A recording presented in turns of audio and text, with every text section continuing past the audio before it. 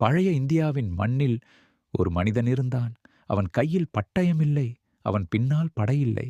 ஆனால் அவன் ஒரு பேரரசை உருவாக்கினான். அவன் பெயர் சாணக்கியன். அத்தியாயம் 1. அவமானத்தின் தீ தக்ஷசிலா, அறிவின் நகரம். அங்கு ஆசிரியராக இருந்தார் சாணக்கியன். ஒரு நாள் அவர் மகத நாட்டிற்கு சென்றார். அங்கு ஆட்சி செய்த மன்னன் நந்தன். சாணக்கியன் ஒரு அரசியல் ஆலோசனை சொல்ல வந்தார். ஆனால் அரசவையில் நடந்தது வேறே ஒன்று. இந்த கருப்பு ஒல்லியான பண்டிதன் யார்? மன்னன் கேலி செய்தான். அனைவரும் சிரித்தார்கள். அந்த நொடியில் சாணக்கியன் தன் கூந்தலை பிடித்து இழுத்து சொன்னார், இந்த கூந்தல் மீண்டும் கட்டப்படும் நாள், நந்த வம்சம் அழியும் நாள்.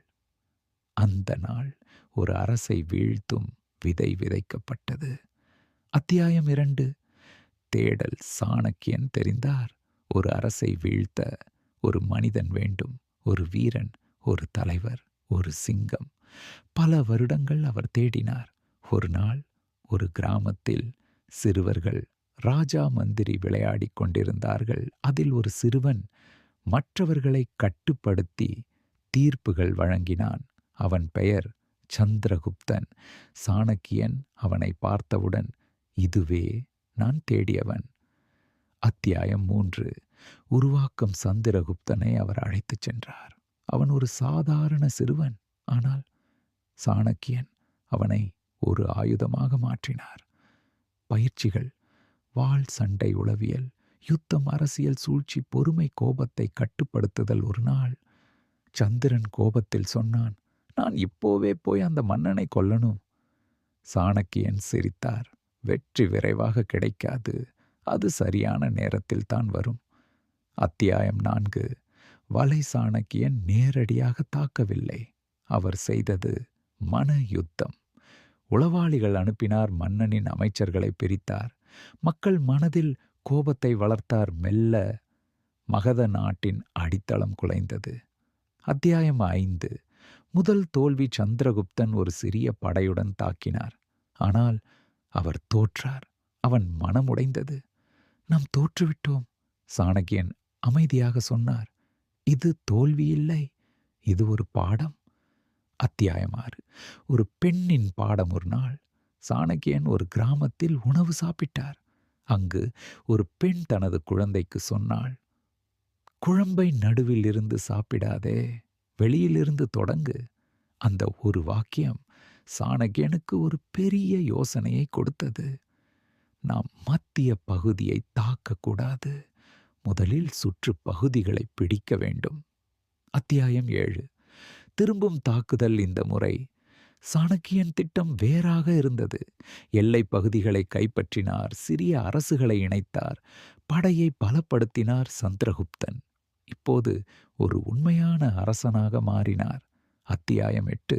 உளவியல் போர். சாணக்கியன் மன்னனின் உள்ளேயே குழப்பம் உருவாக்கினார்.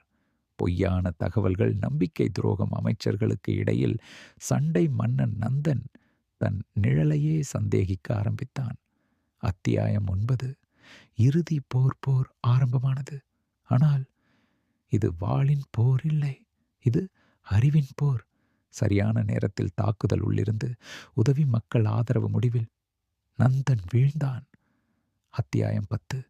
புதிய பேரரசு. சந்திரகுப்தன் மன்னனானான். சாணக்கியன் அருகில் நின்றார். அவர் சொன்னார், நான் ஒரு அரசை வீழ்த்தவில்லை, நான் ஒரு புதிய அரசை உருவாக்கினேன். அத்தியாயம் 11. சாணக்கியன் நிழல். அவர் அரசனாக ஆகவில்லை, அவர் அதிகாரம் தேடவில்லை. அவர் பின்னால் நின்றார், ஒரு நிழலாக. ஆனால் அந்த நிழல்தான் பேரரசை இயக்கியது. Final message. Powerful ending. அறிவு இருக்கிறவன் போராட தேவையில்லை, அவன் யோசித்தாலே வெற்றி வரும். ஒரு பேரரசு உருவானது. ஆனால் அதை காப்பாற்றுவதுதான் உண்மையான சவால். அரசை உருவாக்குவது கடினம், அதை நிலைநிறுத்துவது அதைவிட கடினம். அத்தியாயம் 1. அமைதியின் பின்னால் புயல். சந்திரகுப்தன் அரசனான பிறகு மகத நாட்டில் அமைதி வந்தது. மக்கள் சந்தோஷமாக இருந்தார்கள். ஆனால் சாணக்கியன் மட்டும் அமைதியாக இல்லை. அவர் தெரிந்தார், வெளியில் அமைதி இருக்கலாம், ஆனால் உள்ளே சதி உருவாகிறது. அத்தியாயம் 2. மறைந்த எதிரிகள். நந்தன் வீழ்ந்தாலும் அவரது ஆதரவாளர்கள் இன்னும் உயிருடன் இருந்தார்கள். அவர்கள் மறைந்து கொண்டு ஒரு திட்டம் தீட்டினார்கள். சந்திரகுப்தனை கொல்ல வேண்டும். ஒரு இரவு அரண்மனையில் ஒரு உளவாளர் பிடிக்கப்பட்டான். அவன் சொன்னான், இது தொடக்கம்தான், இன்னும் பலர் உள்ளனர். அத்தியாயம் 3. சாணக்கியனின் புதிய யுத்தம். சாணக்கியன் புரிந்தார், இப்போது போராட்டம் வெளியில் இல்ல, இது நிழல்களின் போர். அவர் ஒரு புதிய திட்டம் அமைத்தார். உளவுத்துறையை விரிவுபடுத்தினார். ஒவ்வொரு கிராமத்திலும் கண்கள் வைத்தார். நண்பர்களை கூட சந்தேகிக்கத் தொடங்கினார். அத்தியாயம் 4. நம்பிக்கையின் விலை. ஒரு நாள் சந்திரகுப்தன் கேள்வி கேட்டான், ஆச்சாரியா, நாம் எல்லாரையும் சந்தேகிக்கணுமா?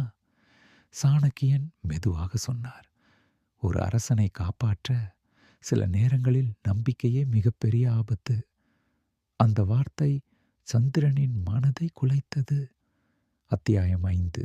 விஷம் மற்றும் பாதுகாப்பு. சாணக்கியன் ஒரு கடுமையான முடிவு எடுத்தார். தினமும் சிறிய அளவில் விஷம் சந்திரகுப்தனுக்கு கொடுக்க ஆரம்பித்தார். ஏன் தெரியுமா? ஒரு நாள் யாராவது விஷம் கொடுத்தாலும் அது அவனை கொல்ல முடியாது. இது ஒரு பாதுகாப்பு, ஆனால் ஒரு ஆபத்தான விளையாட்டு. அத்தியாயம் 6. தவறான இரவு. ஒரு நாள் சந்திரகுப்தன் தனது மனைவியுடன் உணவு சாப்பிட்டான். அந்த உணவில் இருந்த விஷம் அவளுக்கும் சென்றது. அவள் துடித்தாள். அவள் உயிரிழந்தாள். சந்திரகுப்தன் அதிர்ச்சி அடைந்தான். இது என்ன செய்தி ஆச்சாரியா? சாணக்கியன் அமைதியாக இருந்தார், ஆனால் உள்ளே அவர் உடைந்திருந்தார். அத்தியாயம் 7. கண்ணீர் இல்லாத மனிதன். சந்திரகுப்தன் கோபத்தில் சொன்னான், நீங்க ஒரு மனிதனா இல்லையா கல்லா? சாணக்கியன் பதில் சொன்னார், நான் மனிதன்தான், ஆனால் இந்த நாட்டிற்காக என் உணர்ச்சிகளை நான் கொன்றுவிட்டேன். அத்தியாயம் 8. உச்சசதி. அந்த நேரத்தில் ஒரு பெரிய சதி வெளிச்சத்துக்கு வந்தது. நந்தன் ஆதரவாளர்கள் ஒரு பெரிய தாக்குதல் செய்ய திட்டமிட்டிருந்தார்கள். அவர்கள் இலக்கு அரசன், அரச குடும்பம், தலைமை அமைச்சர்கள். அத்தியாயம் 9.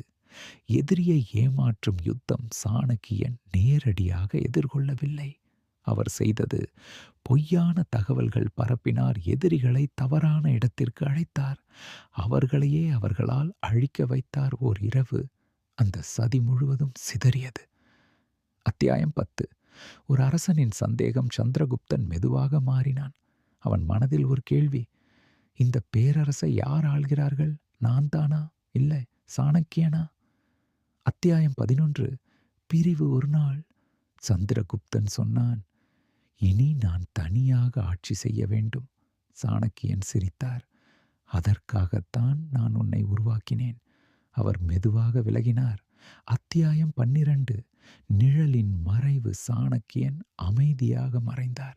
அவர் அதிகாரம் தேடவில்லை, புகழ் தேடவில்லை, ஆனால் அவர் உருவாக்கிய பேரரசு வரலாற்றில் நிலைத்தது. Final message. Deep ending. ஒரு உண்மையான தலைவன் அவன் முன்னால் நிற்க மாட்டான், அவன் பின்னால் இருந்து உலகத்தை மாற்றுவான். YouTube outro. இந்த கதை உங்களுக்கு பிடித்திருந்தால் லைக் பண்ணுங்க. இன்னும் இப்படிப்பட்ட வரலாற்று கதைகள் வேண்டும்னா சப்ஸ்கிரைப் பண்ணுங்க. உங்கள் கருத்தை காமெண்ட்ல சொல்லுங்க.